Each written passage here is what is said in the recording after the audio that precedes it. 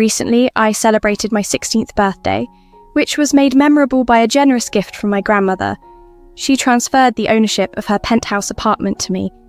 This upscale apartment is located in the city centre, a place my grandmother occasionally visits, although she primarily resides in the suburbs. The gift came as a bright spot in what has been a challenging year and a half. To give some context, my life took a sudden downturn when my father, who had always been more dedicated to his work than to our family, left us. The departure was abrupt. He moved out and informed me of it via a text message, simply advising me to be good. This news came after he and my mother had already filed for divorce, a fact they only disclosed around the time he left. Their marriage ended because my father felt overwhelmed by circumstances that he never fully explained to me. This left my brother and me in the sole custody of our mother after a swift legal separation, facilitated by our state's laws. As I was still grappling with these changes, my mother introduced more upheaval into our lives. She revealed that she had been dating a man named William for a few months, and they had quickly decided to get engaged. The news of her engagement was a lot to process, compounded by the fact that William would soon become my stepfather. My initial interactions with William were uncomfortable. He seemed distant and uninterested in connecting with me, unlike his playful demeanour with my much younger brother. The situation grew more complicated when my mother announced that William had accepted a promising job offer out of state. They planned to move and wanted to take my brother with them, leaving me to live with my grandmother. Despite my willingness to relocate with them to maintain our family unit, my mother opposed the idea. She explained that it was better for me to stay due to my established life here with school and friends. However, the real reason emerged later. William felt that because of our limited bond and my reservations about their swift engagement, I wouldn't fit well into his vision of family life. This revelation was hurtful, especially coming from my mother, whom I believed would always support me. In the end, I remained in the penthouse, a sanctuary given by my grandmother and a place of my own amidst the family turmoil. This experience has been a mix of deep hurt from feeling abandoned by my mother, yet also gratitude towards my grandmother for providing me with stability and unwavering support during these turbulent times. After a heart-to-heart conversation with my mother about her plans to move away with her new fiancé William, I decided I couldn't wait around for their departure. I chose to move in with my grandmother immediately, although physically relocating took a few days to organise. My mother attempted to reassure me of her love, explaining that her decisions were also an attempt at finding personal happiness. However, the tension between us grew, and during my last days at home, we barely spoke. When it was time to leave, I didn't say goodbye to her. It felt unnecessary and too painful, given the circumstances. The only farewell I found worth the emotional effort was to my little brother, who I knew I would miss dearly. Living with my grandmother has brought much needed stability and compassion into my life. She is my maternal grandmother, and, unlike my paternal grandparents, with whom we've had minimal contact, she has always been a nurturing presence. My life with her has been filled with care and support, contrasting starkly with the emotional turmoil caused by recent family events.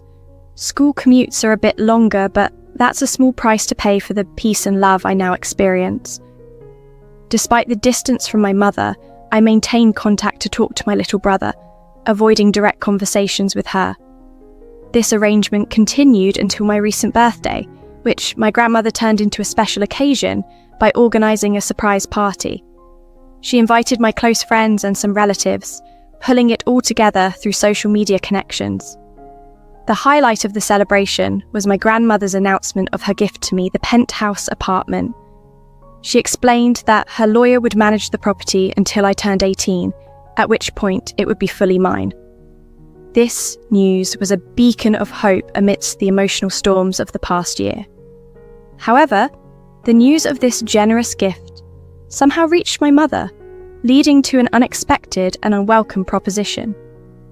She and William suggested that he adopt me, on the condition that I persuade my grandmother to transfer the penthouse ownership to him. This proposal, far from being welcome, felt like a betrayal. I flatly refused and told my mother there was no need for further communication. She tried to reach out again, but I ignored her calls and texts. Later, she texted me to explain her situation, mentioning the financial and emotional support William had provided after my father's departure. She detailed the challenges she faced with the minimal financial support from my father, contrasting sharply with our previous lifestyle.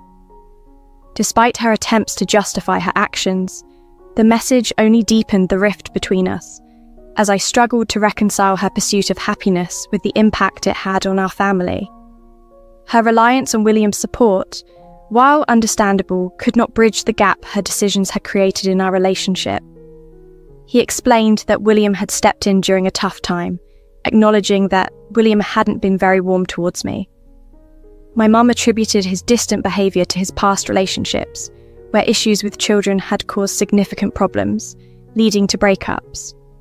She believed that considering William's past experiences and traumas was important too. She reassured me that leaving me in my grandmother's care wasn't abandonment, since she knew I would be well looked after. It was just her way of trying to secure her own happiness, while ensuring I wasn't alone. Now, with a new arrangement supposedly allowing me to join them, she was eager for me to accept the offer and meet William's expectations, so we could all be together again. She mentioned that my brother missed me a lot, hinting that my return could mend things. Her message, filled with expectations that I align my actions with William's wishes just as she had, really unsettled me. It felt like she was asking me to compromise my integrity to accommodate her new life. Despite the soft tone she tried to use, the underlying manipulation left a sour taste in my mouth. I took some time to respond, and when I did, I made it clear that I would not follow R. William's demands. I told her to proceed with her original plan of moving without me. The conversation with my grandmother confirmed my stance. She vehemently refused to transfer the penthouse property to William, distrustful of his intentions and protective of our family's asset. The next morning, my mum unexpectedly showed up at my grandmother's place. I was at school at the time, but my grandmother briefed me as soon as I got home. My mum had come to discuss the property transfer proposition, which I had already decisively refused. I reiterated my decision, confused why she hadn't understood my initial rejection. In our conversation, I was direct and possibly harsh, but given the circumstances, my frustration was justified. She broke down, claiming her attempts were all in pursuit of making everyone happy, but I countered that it seemed she was really just trying to please herself, expecting everyone else to conform to her desires. I stood my ground, expressing that I had my own life to consider and wouldn't jeopardize it to appease her. She left abruptly, and later I discovered she had blocked me. This action made me reflect on our exchange, and though I felt somewhat guilty for my blunt words, the situation revealed deep-seated issues that were perhaps long overdue to be addressed. I hadn't fully appreciated the timing and depth of my mother's relationship with William, possibly predating even the divorce, and what that might mean for all of us involved. Since the divorce was finalised, it's become apparent that things were more complicated than I originally thought. I had never considered the possibility of my mother being unfaithful, as it was just too out of character for her. However, recent discussions and speculations have made me question everything, even though I'm not sure I want to dive into those suspicions. It's been especially tough because the split means I can no longer talk to my little brother as I used to, and I miss him terribly.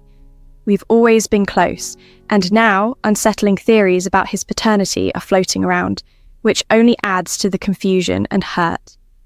These past few days, my grandmother and I have tried to make sense of all this, but it's only led to more questions and a shifting view of my mother. I've considered talking to my father for more clarity, although I'm not even sure he'd be open to discussing these sensitive topics. It's now been 4 days since my mother's last attempt to contact us, and she's even gone as far as to block both me and my grandmother. Despite everything, my grandmother has been my rock, supporting me out of love without any financial expectation from my mother. Her selflessness in her retirement years is something I deeply appreciate, though it seems lost on my mother. My father visited. My grandmother had reached out to him, but kept it from me to manage my expectations. His arrival was a surprise, and it was even more shocking when he embraced me and apologised for everything. He sat us down and opened up about the deterioration of his marriage with my mother, which began long before they officially ended things. He admitted to an affair with a co-worker 4 years ago, which was eventually discovered by my mother about a year ago. This revelation led to their divorce, where my mother demanded silence about the affair in exchange for the house, full custody, and a generous financial settlement. My father agreed, desperate to keep his actions secret to avoid losing my respect. He apologised for his past mistakes, particularly for being overly focused on work and not being there for me. This conversation shed new light on the family dynamics and the pressures and decisions that were made, often at the cost of our family's unity. Now, with these revelations out in the open, I'm left to process this new information and what it means for my relationship with both of my parents. In his own defence, my dad explained that the pressure to maintain the upscale lifestyle my mother desired drove him to work relentlessly. He made it clear that, while he wasn't justifying his actions, he wanted me to understand that it wasn't entirely his fault. He also revealed the immediate reason for breaking his promise and visiting me without my mum's consent. My grandmother had left him a message mentioning William by name, wanting to know if my dad was familiar with him. Concerned, my dad rushed over because not only did he know William, but he also had reservations about his character stemming from their shared college days. Back in college, my parents were together, but William had always harboured feelings for my mum. At a gathering the night before their graduation, William had drunkenly confessed his feelings to her. Though she rejected him since she was with my dad, she kept this encounter from my dad for 3 weeks, only to later confess she was confused about her feelings. This led them to take a 5-month break, during which my mum briefly dated William. The relationship fizzled, and she returned to my dad. When they reconciled, my dad asked her to cut off contact with William due to his discomfort, a request she initially agreed to but later ignored, which caused significant strife and nearly ended their relationship. My dad recounted that after a particularly intense argument, William showed up at his apartment and they ended up in a physical altercation. William thought it would impress my mum, but it backfired, pushing her to finally sever ties with him. According to my dad, after college, William left town and wasn't heard from for years. However, my dad suspected that my mum had reconnected with William after he heard rumours of him being back in the city. My dad wasn't sure when exactly my mum started speaking to William again, but their current engagement suggested a deeper involvement that might imply she was unfaithful during their marriage. This threw into question all the conditions she set during their divorce. My dad expressed his intention to confront her, but promised to wait until I had spoken to her to try and uncover the full story. With all of this information, I was caught in a whirlwind of emotions, unsure of whom to trust as both of my parents had let me down in various ways. I finally confronted my mum. Given that she had blocked me, I had no choice but to show up unannounced. She was taken aback but let me in, and thankfully, William wasn't home at the time. I started off by feigning an apology to lower her defences and allow for a more open conversation. I carefully broached the subject, expressing difficulty in accepting William so soon into our family as a pretext to delve deeper. I hinted at my doubts about the serendipitous timing of her meeting William right after her divorce, trying to nudge her toward revealing their past connections from college.